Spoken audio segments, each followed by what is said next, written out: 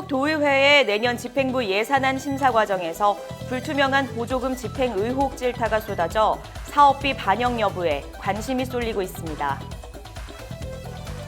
충북도 보건환경연구원의 토양오염 실태조사 결과 134개 지점 중 5개 지점이 우려 기준을 초과한 것으로 나타났습니다. 김기현 전 울산시장과 관련된 비위 첩보를 청와대에 최초로 제보한 인물이 송병기 현 울산시 경제부 시장인 것으로 드러났습니다. 일본 주요 기업들이 한일 관계 악화로 인해 실적에 부정적인 영향을 받고 있는 것으로 나타났습니다. 최태원 SK그룹 회장과 이혼 소송을 벌이고 있는 노소영 아트센터 나비관장이 재산 분할 요구 맞소송을 냈습니다. 자세한 소식 잠시 후 뉴스에서 전해드리겠습니다. 안녕하십니까? 신동아 방송 충북뉴스 이솜입니다. 충북도의회의 내년 집행부 예산안 심사 과정에서 불투명한 보조금 집행 의혹 질타가 쏟아져 사업비 반영 여부에 관심이 쏠리고 있습니다.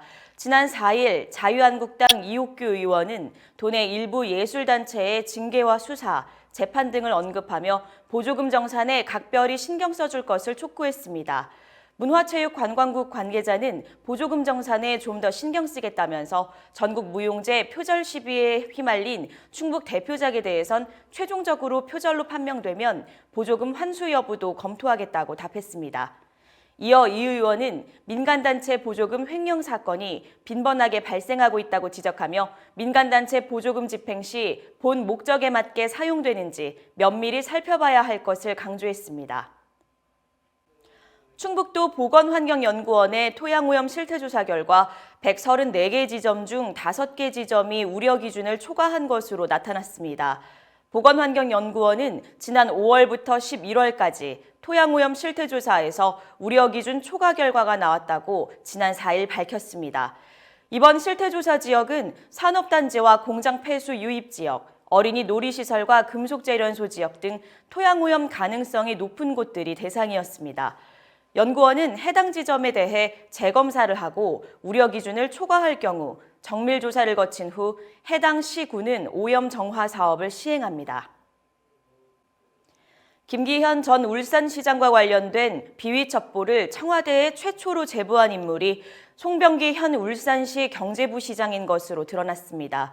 송 부시장은 지난 2015년 울산시 건설교통국장을 끝으로 지난해 지방선거에서 송철호 캠프에 합류한 송 시장의 측근입니다. 이와 관련해 청와대는 최초로 제보를 받은 민정비서관실 행정관이 지인으로부터 스마트폰 SNS를 통해 제보를 받았고 제보자는 청와대 근무 전 캠핑장에서 우연히 알게 된 공직자라고만 밝힌 바 있습니다. 그러나 여당 후보 인사가 제보한 첩보가 청와대를 거쳐 경찰로 이관된 것으로 드러나 제보의 의도를 둘러싸고 논란이 재현될 것으로 보입니다. 일본 주요 기업들이 한일 관계 악화로 인해 실적에 부정적인 영향을 받고 있는 것으로 나타났습니다. 아사히 신문이 도요타 자동차 등 일본 주요 기업 100개사를 대상으로 지난달 중순 실시한 설문조사 결과 24개 기업은 악화된 한일 관계가 실적에 다소 악영향을 주고 있다고 답했고 3개 기업은 큰 악영향을 주고 있다고 답했습니다. 설문조사에 응한 여행업체 JTB의 경우 한국에서 일본으로 오는 여행 예약이 약 80%, 일본에서 한국으로 가는 예약이 약 70%가량 줄었다고 전했습니다. 최태원 SK그룹 회장과 이혼 소송을 벌이고 있는 노소영 아트센터 나비관장이 재산 분할 요구 맞소송을 냈습니다.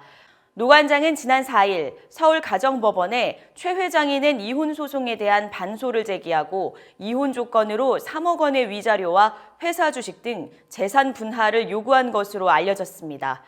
노 관장은 그동안 이혼을 반대한 입장으로 알려졌으나 자신의 페이스북에 이제는 남편이 저토록 간절히 원하는 행복을 찾아가게 하는 것이 맞지 않나 생각한다고 글을 올렸습니다. 앞서 최 회장은 지난 2017년 노 관장을 상대로 이혼 조정을 신청했지만 양측이 합의를 이루지 못해 정식 소송 절차가 진행 중이었습니다. 이상으로 뉴스를 마치겠습니다. 시청해주신 여러분 고맙습니다.